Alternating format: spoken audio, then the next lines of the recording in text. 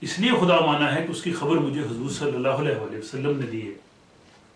اور اس کے ساتھ یہ بی بی سی فوکس میں چند سال پہلے میں نے وہ میتھمیٹیکلی پروف پڑھا تھا, وہ مجھے انٹرسٹنگ لگا وہ کہ خدا واقعی ہے میتھمیٹیکلی. وہ میتھمیٹیکلی پروف وہ یہ دیتے ہیں کہ خدا کے ہونے یا نہ ہونے کے دو ہی مطلب کانسیپٹ ہو سکتے ہیں, یا ہے یا نہیں ہے. تو وہ بڑا کوئی مشہور فیمس میتھمیٹیشین ہے, مجھے نام اس کا بھول گیا, اس کہتا ہے جی پہلے ہم یہ کانسیپٹ لیتے ہیں کہ خدا نہیں ہے. تو کہتا ہے خدا نہیں ہے تو دو طرح کے لوگ ہوں گے, جو خدا کو کچھ نہیں مانتے اور کچھ مانتے ہیں. تو کہتا ہے اگر خدا نہیں ہے اور جو لوگ خدا کو نہیں مان رہے تو اس کا مطلب ہے کہ وہ کامیاب ہے. اور دوسرا آپشن یہ ہے کہ خدا نہیں ہے اور کچھ لوگ خدا کو مان رہے ہیں. تو کہتے ہیں اس سے بھی کیا نقصان ہے, خدا نہیں ہے لیکن آپ خدا کو مانتے ہیں. میکسیمم یہ ہوگا کہ جو ریلیجس لوگ ہیں وہ کچھ ریچولز کر لیتے ہوں گے, یا وہ کچھ جو خدا کے حکم ہے اس کی وہ پیروی کر لیتے ہوں گے, انہوں نے کچھ پابندیاں لگائی ہوں گی. نقصان اس کا کیا ہے؟ خدا نہیں ہے اور اس کے باوجود اگر آپ خدا کو مان بھی رہے ہیں تو نقصان آپ کا کیا ہے؟ نقصان تو کوئی نہیں ہے. تو یہ تو ہوگی جب خدا نہیں ہے. اور دوسری ایگزامپل اگر خدا ہے اور یہاں دو لوگ ہیں جو اس کو مان رہے ہیں اور جو نہیں مان رہے. اب خدا موجود ہے اور آپ خدا کو مان رہے ہیں تو اس کا مطلب ہے کہ آپ کامیاب ہیں. اور دوسری پاسبلٹی ہے خدا ہے اور آپ نہیں مان رہے تو ہوگا کیا؟ آپ نقصان میں جائیں گے. ظاہر خدا ہے اور آپ مان نہیں رہے اور آپ نے اس کو حکم نہیں مانا تو اس کا مطلب ہے کہ آپ خسارے میں, آپ مجرم ہیں اور آپ جو ہے وہ گھاٹے میں جائیں گے. تو وہ میتھمیٹیکلی کہتا ہے کہ خدا کا پروف میتھمیٹیکلی ہے کہ آپ کو ہر حالت میں خدا کو ماننا ہی ہے. پھر اس کے علاوہ یہ میں نے انٹرسٹنگ پڑھا تھا, یہ جب پہلی دفعہ انسان خلا میں گیا, وہ رشین خلا نورد تھا, تو جب وہ خلا میں گیا تو رشیا کی حکومت نے اس کو پوری دنیا کی سیر کے لیے بھیجا تاکہ وہ پوری دنیا کی سیر بھی کرے اور رشیا کی جو ہے وہ پوری دنیا میں سوویت یونین کی وہ ایک دھاک بھی ہو. تو کہتے ہیں کہ جب وہ انڈونیشیا گیا, غالباً سکائنو اس کے پریزیڈنٹ تھے, اس سے اس نے مذاق میں کہا, کیونکہ آپ کو پتہ یہ ایتھسٹ تھے, تو اس نے کہا جی کہ میں تو اوپر خلا تک بھی گیا ہوں, مجھے تو آپ کا کوئی خدا وہاں نظر نہیں آیا. تو ہمارے بھی اکثر کانسیپٹ ہم اوپر کا ہی دیتے ہیں. تو اس نے کہا جی مجھے تو اوپر تک کہیں خدا نظر نہیں آیا, خدا پتہ نہیں کدھر ہے. تو اس نے پریزیڈنٹ نے بڑے اس کو برجستہ کہا کہ تم وہیں سے اگر نیچے چھلانگ لگا دیتے تمہیں خدا نظر آ جاتا. تو یہ بھی ایک انٹرسٹنگ سی بات تھی. اب یہ کہ خدا کی جو اس کو سمجھنے کے وہ 3 پیرامیٹرز ہیں. قرآن بھی یہ کہتا ہے کہ سما بصر آفیدہ, کہ آپ بصارت سے, سماعت سے, اپنے ذہن سے ان چیزوں کو بروئے کار لا کے خدا کو اس کو سمجھ سکتے ہیں. اور اب خدا کا جو مقام جو میں کہہ رہا تھا کہ انسان کا تعلق کیا, اگر خدا ہے یا نہیں ہے تو مجھے کیا لگے, تو خدا جب ہے تو کائنات کا وہ خالق ہے اور ہر جگہ اس کا قانون چلتا ہے. نمبر 2, خدا کے علاوہ کسی دوسرے کے قانون پر چلنا شرک ہے, کیونکہ کوئی بھی گورنمنٹ یہ نہیں چاہتی کہ اس کی ساورنٹی کے اندر کوئی اسٹیٹ کے اندر اسٹیٹ بنائے. اسٹیٹ لا ایک ہوتا ہے. جب اسٹیٹ کہتی ہے کہ آپ اس ملک کے باشندے ہیں, سٹیزن ہیں, آپ نے یہاں رہنا ہے, you have to follow the state law, اور اسٹیٹ اپنے ملک میں کسی دوسرے قانون پہ آپ کو نہیں چلنے دیتی. تو جب خدا کی اب کائنات میں ہے اور جو خدا کا قانون ہے اس کو فالو نہ کرنا, در حقیقت شرک یہ ہے. شرک یہ نہیں ہے کہ کسی غیر اللہ کو جا کے آپ سجدہ کر دیں, وہ تو انتہائی جہالت ہے. شرک تو یہ ہے کہ خدا کے قانون کے اگینسٹ آپ چلتے ہیں. پھر تیسری چیز یہ ہے کہ خدا کے قانون پر چلنا خدا کو ماننا ہے. تو خدا کو ماننے کا مطلب کیا ہے؟ اور بہت سے لوگ جو ہیں وہ خدا کو ویسے تو مان لیتے ہیں, جیسے میں نے کہا کچھ ایتھسٹ بھی, لیکن قرآن یہ کہتا ہے کہ وہ خدا کو, خدا کا کائنات کا خدا تو مانتے ہیں, خدا کے پرنسپلز کو بھی مانتے ہیں. وہ کہتے ہیں کہ ٹھیک ہے خدا نے دنیا بنائی ہے, کوئی فورس ہے جس نے سارا کچھ بنایا ہے, لیکن وہ انسان کا خدا نہیں مانتے. خدا نے جیسے باقی قوانین کو, فزیکل لاز کو تو وہ مانتے ہیں, لیکن جو ہیومن لا خدا نے کریٹ کیے ہیں ان پہ ان کا ایمان نہیں ہوتا. کہ جیسے ایک گھی اگر آپ کھاتے ہیں, خوراک کھاتے ہیں, وہ آپ کی نشو و نما کرتا ہے, لیکن وہی اگر آپ چوری کا لے کے آئیں تو خدا کا قانون ہے کہ وہ آپ کی جو انر سائڈ ہے اس کو ڈسٹرائے کرے گا. اب اس کو وہ نہیں مانتے, وہ رشوت بھی لے لیں گے, چوری بھی کریں گے, تو کریں گے کیا؟ یعنی وہ خدا کو, کائنات کا خدا تو مان رہے, لیکن انسان کا خدا وہ ماننے سے اعتراض کرنا. اسی پہ قرآن حکیم کی آیت ہے ابتدا میں, وَمِنَ النَّاسِ مَن يَقُولُ آمَنَا بِاللَّهِ وَالْيَوْمِ الْآخِرِ وَمَا هُمْ بِمُؤْمِنِينَ, کہ لوگ ہیں جو کہتے ہیں کہ ہم خدا اور آخرت پہ ایمان لائے ہیں لیکن وہ مومن نہیں ہیں. خدا ان کے ایمان کو تسلیم نہیں کرتا. ایمان وہ لانا ہے جس کو قرآن نے کہا ہے, اور وما ہم بمومنین سے یہ انڈیکیٹ کرتا ہے کہ وہ بے شک کہیں کہ ہم خدا اور آخرت پہ ایمان لاتے ہیں، لیکن وہ مومن ہی نہیں ہے اور قرآن ان کو مومن نہیں مانتا۔ اور چوتھی چیز یہ ہے کہ خدا کا قانون اس کی فطرت سے اخذ کرتا ہے، یہ بڑی اہم چیز ہے، خواہ یہ قانون انسان نے خود اخذ کیا ہو یا کسی باخبر انسان نے بتایا ہو، یعنی وحی کی صورت میں، یعنی یہ وہ خدا کا قانون اس کی فطرت ہے۔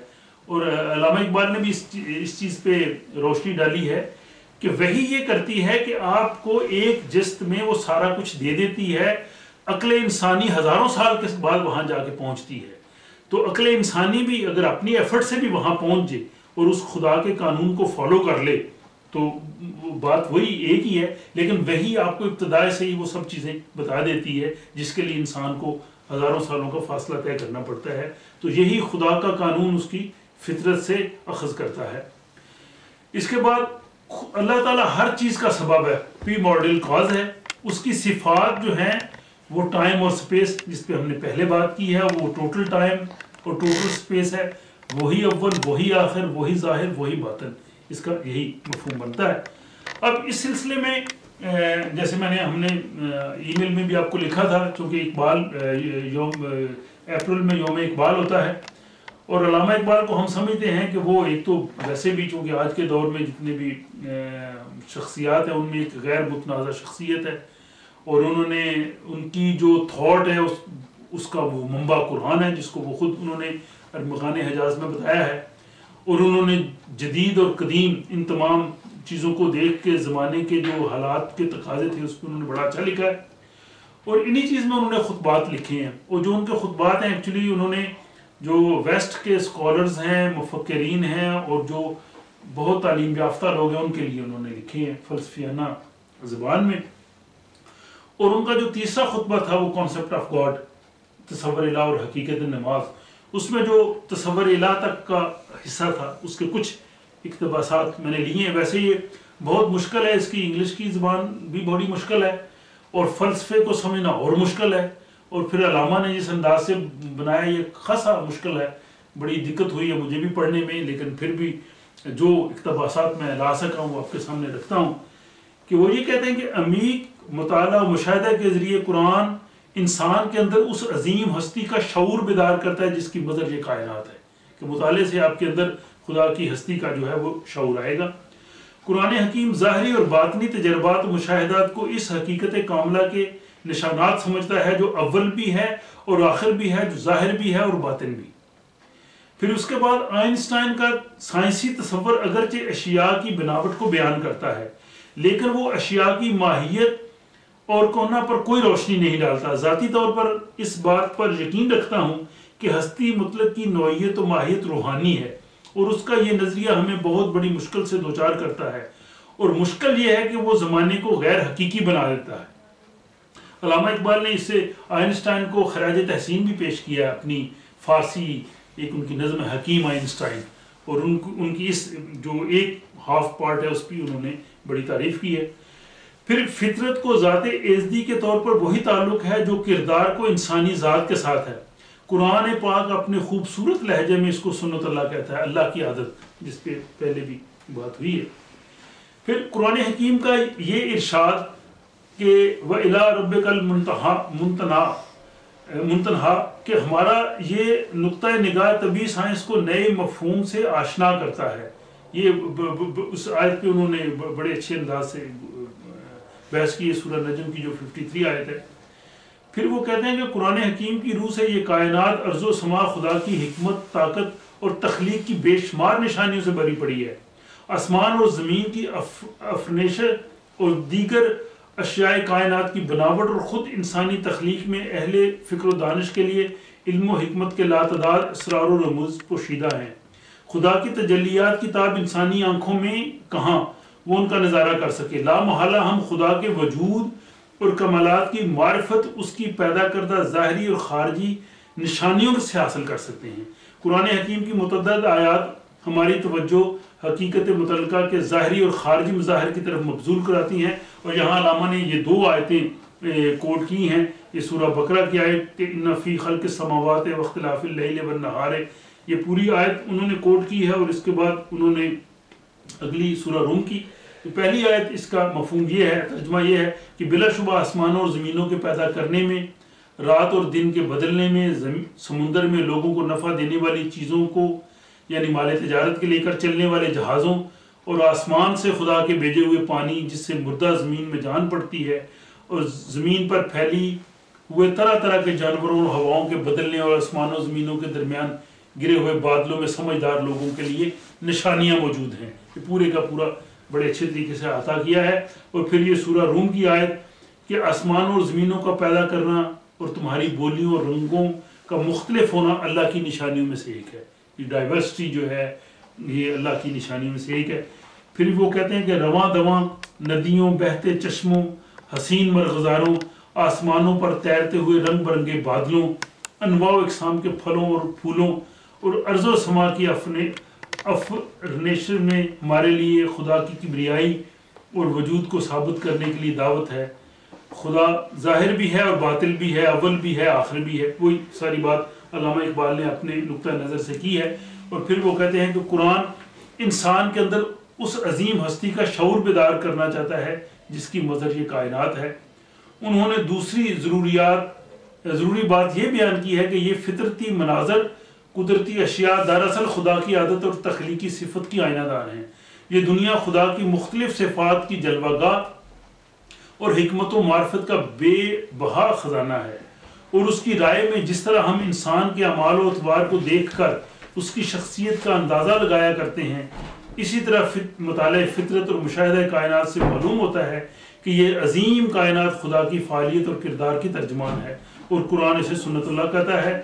علماء نے تصور کائنات کے چند گوشوں کو اس طرح سے بے نقابی کیا ہے کہ گلزار و ہست و بود نہ بیگانہ وار دیکھ ہے دیکھنے کی چیز، اسے بار بار دیکھ، کھولی ہیں ذوق دید نے آنکھیں تیری اگر، ہر راہ گزر میں نقشے کفے پائے یار دیکھ۔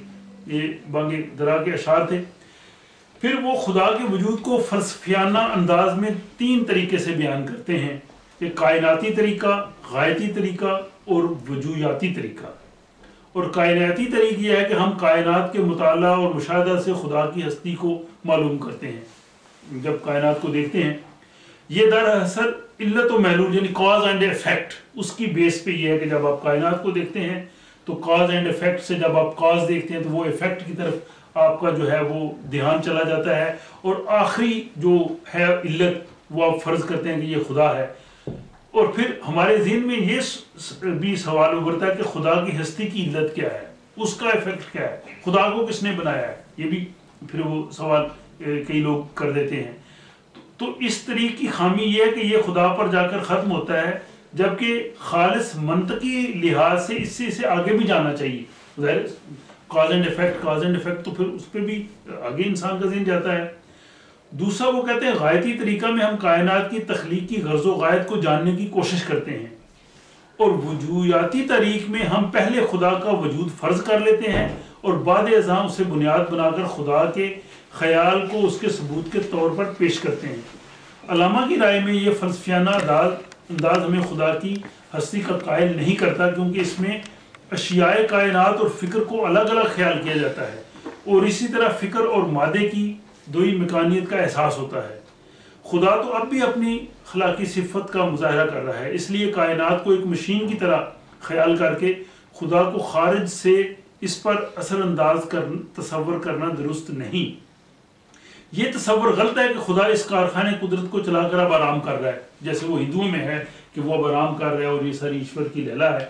خدا کے مقابلے میں کسی اور چیز کا مستقل وجود نہیں، کیونکہ وہ مادہ کوئی ازلی شے نہیں بلکہ عالم امر ہے، اور عالم امر سے عالم خلق کی طرف سفر کی حیثیت رکھتا ہے۔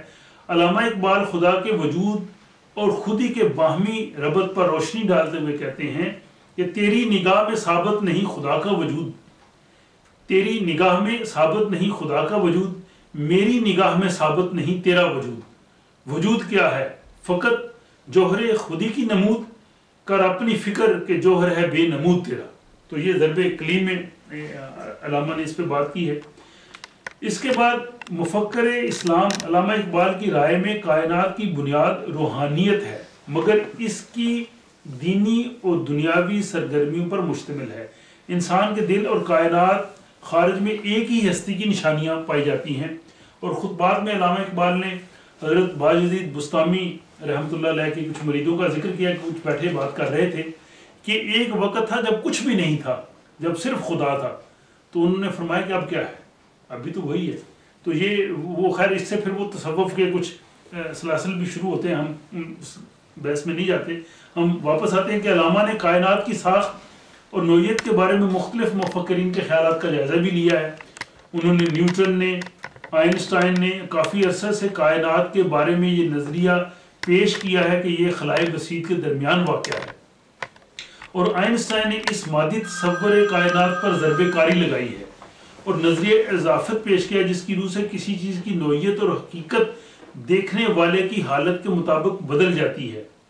علامہ چونکہ زمان کو بھی مکان کی طرح حقیقی خیال کرتے ہیں، اس لیے وہ آئنسٹائن کے نظریے پہ تنقید کرتے ہوئے کہتے ہیں کہ اس نے مکان کو یعنی سپیس کو تو حقیقی ثابت کر دیا، مگر اس نے زمان کو غیر حقیقی بنا دیا۔ تاہم وہ اپنی نظم حکیم آئنسٹائن میں نظریہ اضافت کی تعریف کرتے اسے خراج تحسین بھی پیش کرتے ہیں۔ اب چند سلائڈز رہ گئی ہیں، باقی یہ ہے کہ مذہبی اصطلاحات میں حقیقت متعلقہ یعنی خدا کو یکتا و کامل قرار دیا گیا ہے۔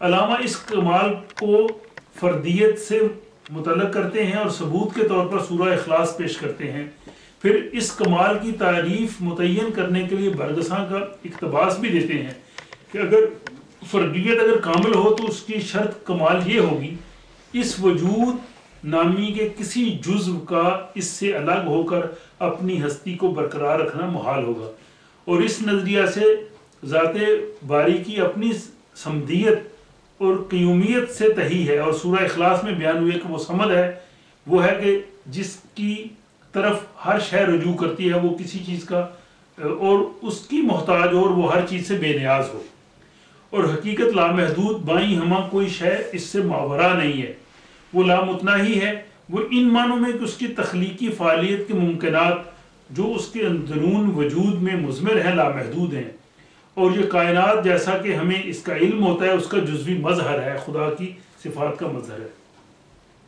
اب حقیقت متعلقہ جو کہ تصور مشاہدات کی تنقید و تحلیل سے حاصل ہے وہ ایک تخلیقی فعالیت ہے، اور اس کے بارے میں وہی فلسفیانہ انداز میں انہوں نے یہ چیز بیان کی ہے کہ خالق کائنات کی تخلیقی جو صفت ہے یا اس نے جو کیا ہے وہ برابر جاری ہے، اور جو ایٹموں کی تعداد بھی لامتناہی ہے، کیونکہ ہر لحظہ نئی نئی چیزیں وہ پیدا ہو رہی ہیں، وہ کائنات پھیل رہی ہے اور کائنات میں اضافہ ہوتا جا رہا ہے، اور ایٹم کی ماہیت اس کے وجود پر منحصر نہیں۔ اس کا مطلب یہ ہے کہ وجود ایک صفت ہے، خدا کی طرف سے ایٹم کو اس صفت سے موصوف کیا گیا ہے۔ یہ صفت عطا ہونے سے پہلے ایٹم گویا خدا کی تخلیقی توانائی میں بالقوت مخفی رہتے ہیں، اور ان کے وجود کا مطلب صرف یہ ہے کہ الوہی توانائی مری شکل یعنی وہ ایک ایبسٹریکٹ صورت اختیار کر لیتے ہیں۔ اب حقیقت جو ہے وہ قادر مطلق بھی ہے۔ اس کی قدرت کا مطلب یہ نہیں کہ وہ بے اصول ہے، یعنی من چاہا اظہار وہ ایک بے ترتیب نظام بنا دے، اس کی قدرت اس کے سامنے کسی کو سرتابی کی مجال نہیں۔ تاہم قرآن حکیم نے یہ بھی کہا ہے کہ یفعل ما یشاء، یعنی خدا کے سامنے کسی کی قوت کی سرتابی نہیں ہے، لیکن انسان کی کریشن کے ساتھ خدا نے یہ بھی کہا ہے کہ یفعل ما یشاء، کہ یہ جو کائنات خدا نے بنائی ہے اس میں انسان کو اس نے یہ اختیار دیا ہے کہ یہ تمہاری دنیا ہے، اس میں تم جو چاہو کرو، ما یشاء، جو انسان چاہتا ہے۔ اور یہی اکثر جو ایتھسٹ لوگ ہیں جب خدا کے وجود پہ ان سے بات ہوتی ہے تو وہ کہتے ہیں کہ اگر خدا ہے تو وہ یہ اعتراض کرتا ہے کہ اب دنیا میں بہت ظلم ہو رہا ہے، جابر طاقتیں جو ہے وہ اتنا ظلم اور جبر کرتی ہے، اور وہ لوگ دعائیں مانگتے ہیں، سارا کچھ کرتے ہیں، تو خدا ظالم کا ہاتھ کیوں نہیں کاٹ دیتا؟ خدا ظلم کرنے والوں کو تباہ کیا، اگر خدا ہے تو وہ سنتا کیوں نہیں؟ خدا انٹروین کیوں نہیں کرتا؟ حالانکہ وہ اس چیز سے بے خبر ہوتے ہیں کہ جیسے ہم نے پہلے کہا ہے کہ خدا نے کائنات بنانے کے بعد اس نے اصول بنائے ہیں جس کو اس نے سنت اللہ کہا ہے۔ اب اس سنت اللہ کے مطابق اور انسان کو جو یفعل ما یشاء، کہ انسان کو جب اس نے یہ اختیار دے دیا کہ تم جو مرضی کرو، تو اب خدا اگر ظالم کا ہاتھ ایک طرف ہم چاہتے ہیں کہ خدا ہمیں اختیار دے، اس نے دونوں راستے بتائے ہیں. دوسری طرف ہم یہ بھی چاہتے ہیں کہ وہ انسان کے اختیار کو محدود کر دے. تو یہ ہم خود ہی وہ ایک تضاد کی صورت میں آتے ہیں. خدا کے جتنے بھی قوانین ہوتے ہیں وہ انسان کے ہاتھوں وہ کامیاب ہوتے ہیں. جیسے وہ سورہ آل عمران میں ہے کہ اللہ تعالیٰ فرماتا ہے کہ جو مکہ میں جو مسلمان رہ گئے تھے ہجرت کے بعد، وہ بار بار خدا کو پکارتے ہیں اور کہتے ہیں یا اللہ ہمیں اس ظلم کی بستی سے نکال، ہماری مدد کر. تو قرآن کہتا ہے، خدا مدینے کے مسلمانوں کو کہتا ہے کہ تم سنتے نہیں، وہ ہمیں پکار رہے ہیں، تم ان کی مدد کرو. تو ہونا تو یہ چاہیے ہم کہ یا اللہ وہ تمہیں مدد پکارے، تو ان کی مدد کر، ہمیں کیوں کہہ رہا ہے؟ تو یہ نہیں ہے. یعنی خدا کے جتنے بھی افعال ہیں، جتنی بھی چیزیں ہیں، وہ انسانوں کے ہاتھوں ہوتی ہیں.